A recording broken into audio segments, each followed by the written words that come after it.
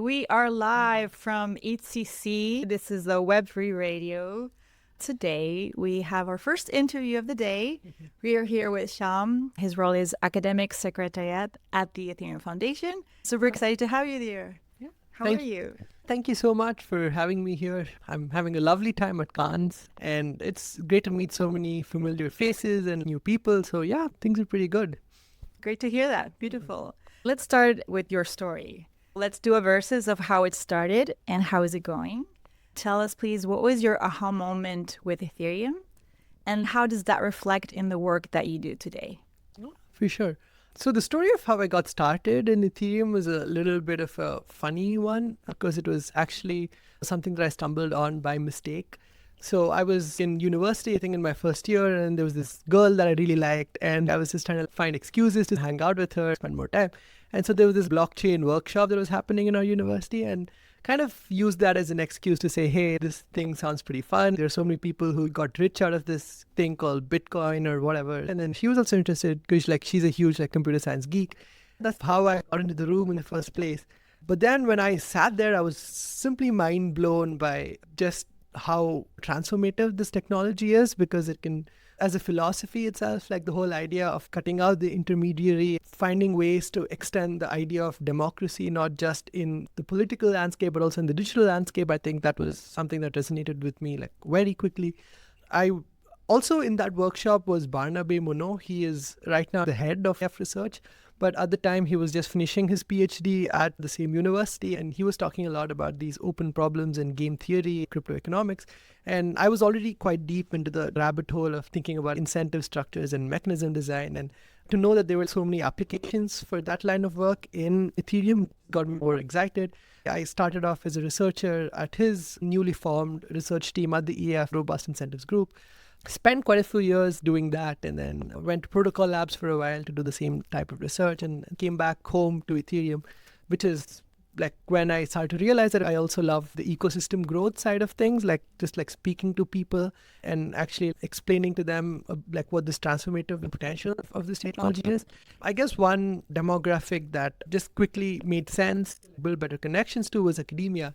A lot of the research that I did at my time at RIG was also with academic research groups. I also spoke to a lot of professors, universities at the time, and collaborated. My personal mandate at the org is to just bring a stronger footprint for Ethereum in academic institutions, both at the student layer as well as the research layer. That's how it all tied together. Interesting mission. And what you're doing today, what is the North Star or the main focus in your role? I guess for me, there are two North Stars. The first one is that we just want to get more academics interested in contributing their mindshare and their scientific rigor to Ethereum. I still think that academia is a wonderful place for researchers with really great minds to just experiment with moonshots and try out different experiments. I guess the industry is less of an optimal environment for this sort of blue skies, moonshot, long-term forward-thinking research. And so if we can get some of the brightest minds in these universities to think about Ethereum's roadmap and the problems that it faces and do this level of high ambition research, I think the ecosystem as a whole will benefit from this. I think it's very evident that a lot of projects like Arbitrum, Flashbots, even espresso systems, all of them, which are pretty fundamental in the space, all of them were actually we're all born out of academic institutions. So it's always good to have more moonshots in academia. And there's the second aspect of it, which is also the student side, because having been a student quite recently, 2-3 years ago, I was a student myself. I know just how much energy young blood can bring, and if they're oriented in the right direction and just pointed to with the right resources to say, hey, you can actually make an impact in the space if you do X, Y, and Z. I know how much more resilient the whole ecosystem will become as a result of that. Because Vitalik himself said it in one of the tweets that the OGs are jaded, which I don't fully agree with. But his second part of the tweet was that I need more young blood in Ethereum, and that I completely agree with. That's the next North Star for me, to get more students involved in the space at whatever capacity, whether you're a developer, whether you're an artist, whether you're a researcher, just to be a part of the ecosystem and find your home here. That's my second goal. Now, on that point, you just mentioned that no matter the field or no matter what you're studying, you can become part of Ethereum. Tapping into that, the Ethereum Foundation, and together with Biddle announced Ethereum on Tour. which is directly related to students and bridging that gap between academia as well and Ethereum. So can you tell us more about that? Because I know you've been in touch with some Italian universities. So yeah, let us know what Ethereum on Tour is. Yeah, for sure. Ethereum Foundation historically has probably not done a super great job in interacting with student clubs and student like chain communities in the past. And there was no like concentrated effort to say that, hey, this team of 2-3 people are going to focus solely on this demographic. But I think as time passes, like the foundation themselves like start to realize that, okay, this is probably something that we should actively be doing. And there's a lot of, and if not for the EF, like there's no other organization that can in a credibly neutral way introduce the ecosystem to students, because the ecosystem is so vast and large right now that if any single actor like from that reached out, I guess in theory, like they would have their own biases, and then we would not want students to think that Ethereum is just this one project, but we want like someone in a credibly neutral way to talk about Ethereum values, get them excited about this technology. And so we can say that maybe EF is one of the better suited organizations to do that. And so that was the background and motivation behind why we announced Ethereum on Tour. And huge credits to Austin Griffith, because like he was fully on board with the idea, like when we spoke about it, and he was like super excited about it. And he himself has been independently thinking about students for a while now. And so, yeah, it was like as though like a match was made in heaven, where I could reach out to all these student clubs, build those connections, get closer to them, and Austin could come in from more like technical perspective and from a developer perspective to really introduce tooling to these students and just get them excited about Ethereum. I guess one thing to note here is that right now we've become so advanced when it comes to tooling, and especially with artificial intelligence.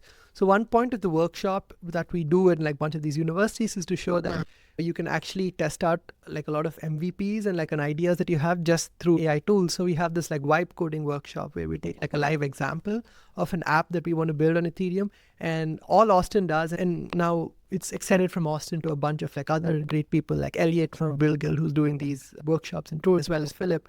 But yeah, so what they do is they just show that using AI tools, like you can just give AI a bunch of prompts, the output, like deploy smart contracts, take the errors back, throw it in and go through that process. And that is fairly easy. There is a disclaimer there that you should not do this for apps that hold like millions of dollars for sure, but at least for like initial MVPs to visualize like your idea, like it's very feasible to take this approach.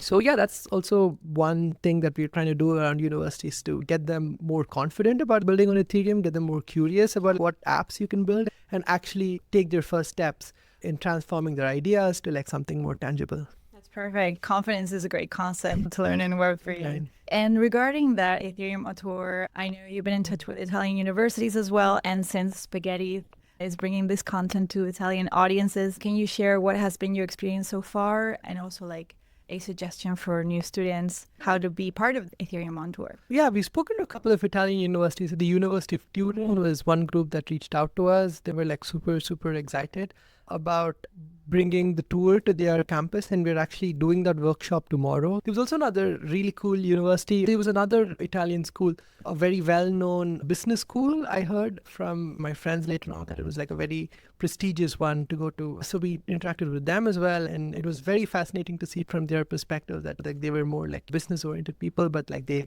really understand that okay, like Web3 is going to become huge, and they want to understand how they can like start tangibly getting involved. So that was a very impactful workshop in my opinion. And that was a great one. But yeah, we're always looking to add more stops in the map. We want to go wide. We want to reach like every university, no matter like what geographic location you are situated at. So if you want to get involved, you can always just reach out. Like my Telegram handle is Shyam Sridhar01. That is SHYAMSRIDHAR01. So you can always reach out to me. I'll respond to your messages. Or you can also write an email to university@ethereum.foundation. It's a very easy to remember email ID. So yeah, you can always reach out, and we can work out the logistics on like how we can bring the tour to like your university. What are you looking forward to in this week during EthCC, and special topics that kind of keep you up at night? Yesterday, we hosted like a breakout session, which was all about how do we get university research on Ethereum funded from the ecosystem. So I think that was my primary objective, to like host that 3-hour breakout session and bring people with like diverse opinions in the same room to talk about this important topic. So that went pretty well. I think we were able to get enough representatives from both academia as well as the industry and funders as well involved in this conversation. So I think that overall went pretty well. Apart from that, I feel like it's so hard to keep up in the space, right? Because there's some new innovation that's happening like every other week. So what I hope to get out of this is to try and keep up on what are the new developments in the space, like figure out like what are the new projects that are coming up, what are the new innovative apps that are being built and showcased. So that's another objective of mine, to just grasp the ecosystem in all its glory when I'm here at EthCC. It definitely is the best place to do that. Last question, and most importantly, since this is Web3 Radio, here we have the sign from Spaghetti. Remember, you can log into Web3 Radio with Yomi wallet. You can just connect your wallet and listen to the radio on the website. What's your favorite song? That's a hard question. I guess it's hard to point any single song that is my favorite. I like a lot of different genres of music. In my free time, I'm actually a drummer myself. I think like funk and punk rock are like two like genres that I really like. Some bands that I like are Blink-182, Red Hot Chili Peppers, Green Day, stuff like that. But yeah, I guess those are like genres that I really enjoy. Thank you so much, Shyam, for your time. Thank you so much. Thank you.